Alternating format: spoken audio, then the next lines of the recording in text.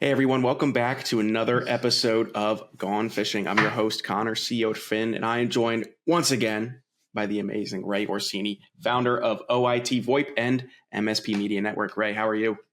I'm good, brother. I'm good. Thanks so much for talking about me being amazing, so I could take it back to my kid and my wife and be like, "Look, Connor says I'm amazing. It's on a recorded podcast. It's got to be true." That's the way the internet works, right? Yeah. Well, I mean, I know where my bread is buttered, so if they start paying me more than you to say bad things, Ray, all I'm saying is, the green rains. I get it. I completely respect that. folks, if you didn't watch our last episode with Ray, we chatted a lot about burnout, whether you're a leader, a founder, an employee, or whether you're just feeling like you're not quite getting fulfillment out of life. We talked about some of the signs both of us have found in our own lives going through this weird journey that we call life, but also how to, take stock of things and potentially change it. And today, it's not really along the same lines, but being a little introspective. It's leadership within, identifying leaders not only, I'm hoping, in yourself, but also in your own company. So how do you identify leaders when you're hiring folks, Ray, as at OIT or MMN? How do you do it? It's pretty simple. I asked for it from day one. I'm not the kind of person I don't believe that you need a manager title to be a leader. You don't need any title or any authority to be a leader. You can lead your team. You can provide ideas. You can provide support, provide resources, always be there for them. That's leading. Making sure they are successful, making sure, we think leaders and we think I'm looking for a CRO, a CFO, a CTO. I'm looking for my director of marketing or whatever. That's not what I look for as a leader. I look for people that naturally have their teams look up to them or constantly a resource for the team, or that show me that they can think bigger than what they're doing them, their day to day, that they have a little idea of a bigger picture. And then once you see that glimmer, you have to go attack it. You have to go support it and reinforce it and build them up. In that way, honestly, being a good leader is helping others become leaders. And it's not very different from being a parent, honestly. We joke, that, my team is or a bunch of my kids or whatever, my adopted children. But the truth of the matter is you have to help them reinforce the skills. I'd be stupid to say I've spent my entire career learning skills and, learning from mistakes and then say, okay, you figure it out. That's a bad premise, right? You wouldn't do that if you're a parent. You want your kids to avoid the mistakes you made. Well, as a boss, you want to do the same thing. As a leader, you want to do the same thing. You want to pass down your knowledge, your tribal knowledge to the next person, whether it's documentation or training or coaching or whatever. You want to do this stuff so that they can have the knowledge to share to the next person. I'm not building this leader. I'm building the leaders for the next leader and the next leader and the next leader. But to do that, you have to look for those skills. What does leadership mean to you? If leadership is the ability to get a team so excited they'll go through the gates of hell with you, then awesome. Find somebody that's inspiring, enthusiastic, charismatic, that has a little bit of that lion in them, that they're not scared of stuff. Find that. If you want the leader that's always going to take that, and you have to look at the team dynamic too. That's tough. But when you look at the group, I always look for the one that's kind of the puzzle piece, the cornerstone, the one that kind of makes the whole team fit. There's always that one person. And in my experience, watching that one person, regardless of the group dynamic, they're always going to be that position. And once they fall into that, that's a personality trait. It's not something learned. They will kind of always fit like that. So they become malleable for any team dynamic, which is fantastic. So you just nurture that. You look for that and you build them up. It's definitely a way to do it. So when you ask for that from day one, I guess a tough question. There are a lot of people who want leadership opportunities who aren't quite, I want to use the word ready, but like the direct way of saying it is, aren't really great leaders, aren't at a place in their life where they're capable of it, or way outside of their own comfort zone and skill levels and capacity as an individual. How do you identify those folks early on who you probably can help get that leadership opportunity, and those who it's like, hey, this probably isn't for you. Let's work on some other things. You ever take a tour? Like you go somewhere and you have a guided tour? Yeah. So you have questions you want to ask. You have things you want to see, but the tour guide is absolutely controlling the path, right? It's no different. So coaching, leadership, management, it's exactly the same thing. There's a difference between what they want to do and what's their highest and best use. The best leaders will get those people to understand and discover together what the highest and best use is to develop their career path. But how do you identify that early on? Because you're right. There's lots of people that want to become leaders, but you have to know what leadership is to them, right? I was having this exact conversation on an interview with a vendor yesterday talking about AI, asking for their definition of AI because we were not on the same page. And so it's the same thing with new hires. They could be looking at leadership because they want a career path where they're going to be a boss one day, or want to be a leader because they want the salary that comes with it, or whatever else. To me, leadership is just leading your team. It doesn't have to being an example, being the guiding person, being a resource. And the people that do that the most become the executive leadership, become the managers and going up. So I look for those traits, and that's usually pretty easy. Who is incorporating with the team? Who is helping each other out? Who's giving feedback back? You don't need to be trained. You don't need to be whatever to look for that. And then what do you do with the others that aren't ready to become leaders, but they want to become leaders? Oh, what do you do with a kid that has an interest in soccer, but they're not really good at it? You expose them to it. You give them the opportunity to learn. But going back to that tour guide analogy, the way we do it is we use OKRs. So objectives and key results. We didn't come up with it. I think it was a Google thing, and Zappos use it. Tons of companies use it nowadays. But I believe the genesis was Google. Objectives and key results. Basically, you take an objective, set it up into measurable SMART goals, measurable goals, and then each one of those items should have a result, and you're tracking the progress as you get there, right? So we do that quarterly. We assign OKRs to our staff. It is a component of their performance reviews. And we talk to them. We talk about career from day one. And we ask them, what do you want to do? What's the path you want to do? And so whatever they say, obviously as managers, we have our ideas of what's best for them, and they have their ideas of what they want to do. We do both in the OKR. Let's let you follow your path, but let's also build the skills I think you're going to need. So at the end of the day, you're going to have the resources of both skills, and then we can make an intelligent decision how to go to the next steps. But you want to empower them any which way. You want to encourage the behavior. You want to encourage their interests, whether or not it's what you want in the end goal. There's no reason you can't train them for your stuff and train them for what they want. And eventually, a good leader will figure out how to make use of the skills they have. So, I mean, that's a long-winded way, but that's kind of how I handle it. I think one thing I always try to not coach into, just my friends, everyone in my life, really, partners, friends, employees. Yeah. You give me advice regularly. I mean, that's not I'm not even kidding. It's true.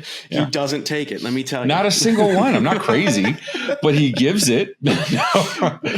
No, but like that's the people that are genuinely looking to help others, right? There's that kind of, let's be honest, Connor, you're the kind of person that you walk up to people and you're trying to make their day better. I see it all the time. You actively try to make other people's days better. You aim for positive interactions. I also see you don't waste your time on interactions that aren't worth your time. You can support all that. Teach the others to do the same thing. We talked about burnout and PTO, right? About if I'm working 24/7, how am I going to tell the staff to not work 24/7? We're telling them take unlimited PTO when I'm not taking PTO. It doesn't work. So it's the same thing here.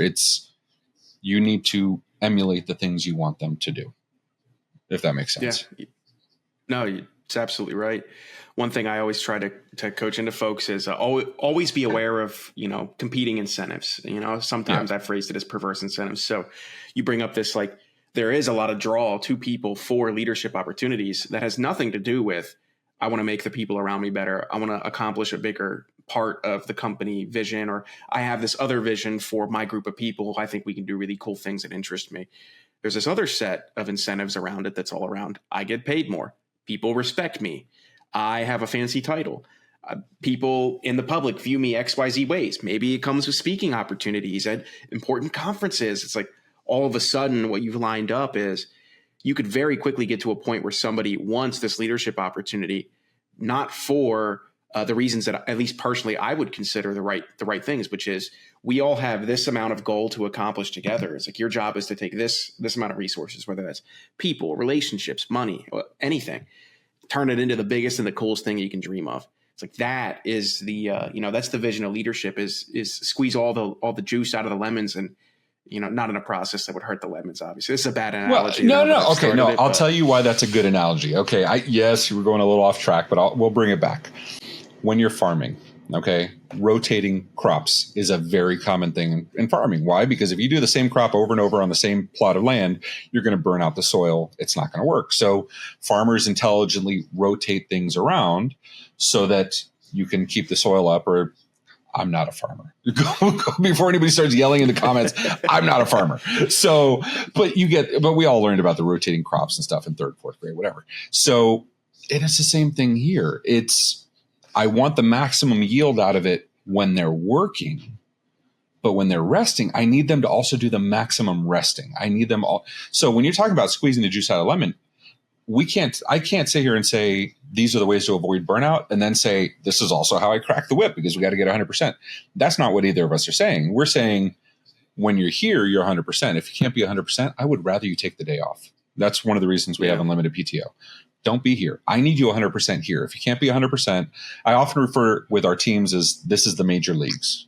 Our company is the major leagues. We have incredibly high standards internally and externally. We're always working to make things better. I constantly say if yesterday was perfect, tomorrow can be better. That lends itself to a certain type of individual that likes that kind of stuff.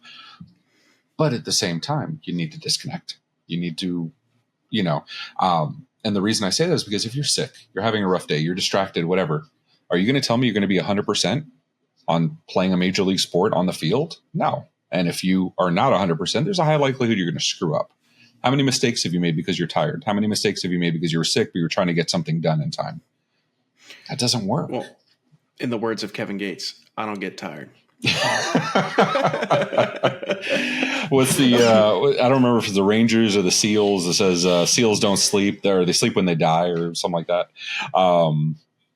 No, I get that. And it's like, it's one of those things where you have to sit there and look at the bigger picture. This was the argument I gave for unlimited PTO. I had an interview with Dave Sobel a week or two ago on this, showing the stats of before we had unlimited PTO and then when we had PTO, comparing the two. And my argument for unlimited PTO, which sounds insane, was exactly the comments you were making. We have already budgeted this amount to get this amount of work done. My yearly salary is to get the amount of work done, whether they're doing it 1 day a week, 5 days a week, or whatever. Get the work product done, hit the deadlines. I couldn't care less. Obviously, that doesn't work for frontline workers unless you have a lot of, a sizable team. That doesn't work for customer service unless you have a sizable team. But it's something we built out and it works great. That paired with 3-day weekend or 4-day work weeks, it's phenomenal. And I get better output when people are not burned out. What a surprise. And so I look for leaders that reinforce that know how to live that life. And that person that has a work-life balance, you're going to see them on day one that they have a work-life balance. I love it when I interview somebody and they're like, oh yeah, I have a vacation planned in July. Is that okay? I'm like, hell yeah. That shows that they have a work-life balance. And as counterintuitive as it is, that's a big key to our success. Well, there's the 40-hour work week was instituted by Henry Ford to help line workers organize into 3-hour shifts. 3 shifts a day, 8 hours each, 5 days a week, 8, 2 days, one for Sunday to go to church and all that. And it definitely does not work in an information where the primary amount of people who work, at least in the U.S. where both of us are, is information technology. They're leveraging technology to get their job done every day. So, sometimes what you want is output. Yes. It feels like the best tool that we have to measure output in most cases is how many hours did you work? How insane is that? What was your output? Insane. We're not judged by that. CEOs aren't judged by that. We're judged by revenue. We're judged by product and progress. Why are we, if we're leading the company like that, why aren't we having the rest of the staff work that way? You get what I'm saying? Yeah. Nobody's ever said this company's successful because the CEO works 400 hours a week. Never happened ever. Now, that they work hard and you get a ton of results, that's a different conversation. You look at The Rock. The Rock has a ton. I know he's canceled now, but whatever. The Rock has a ton of stuff, right? Like has a lot of things going on. Kevin Hart has a lot of things going on.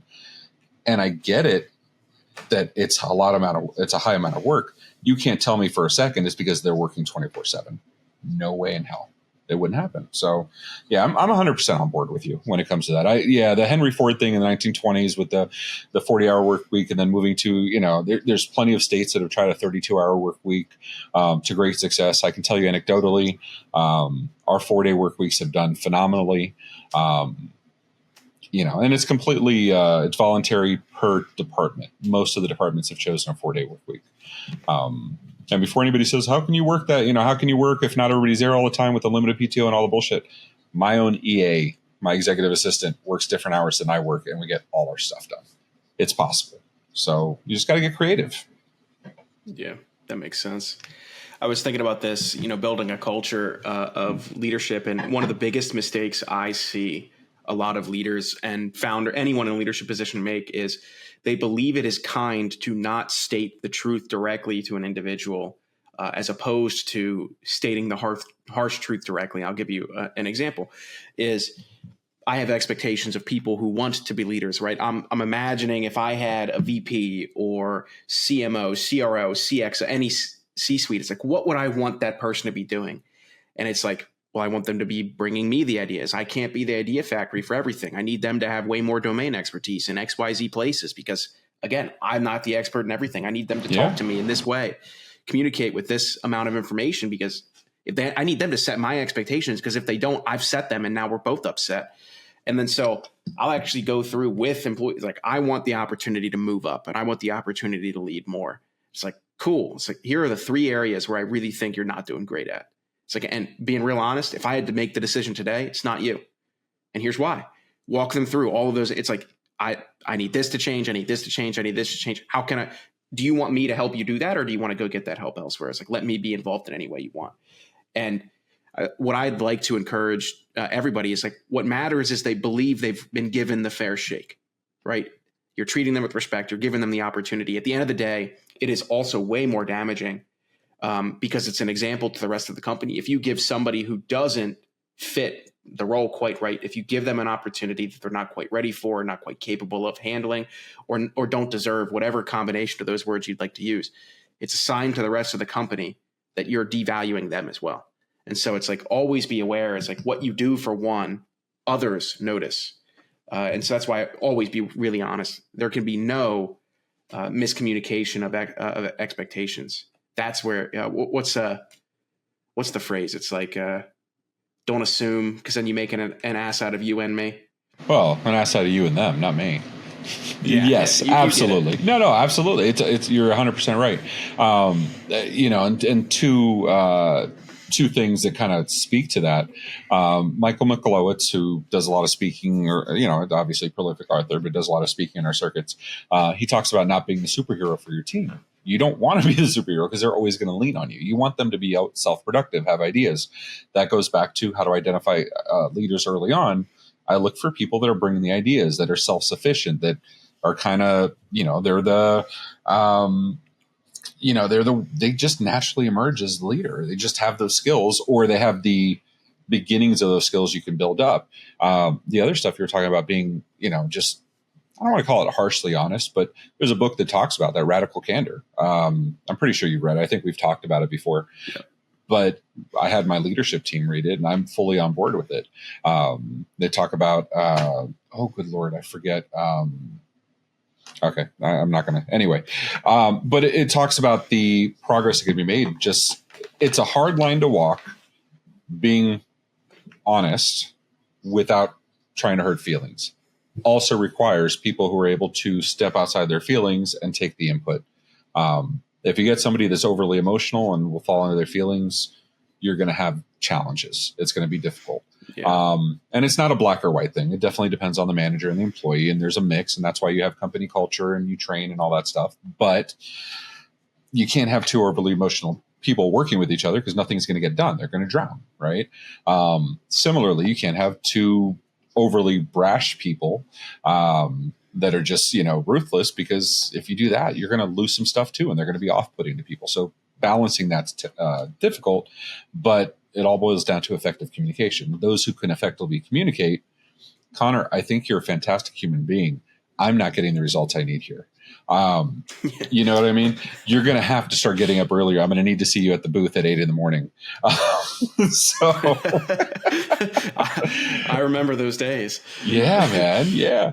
But even take that back. Something I learned from you. You talked about like having other people work the booth in the morning. You take the different shift.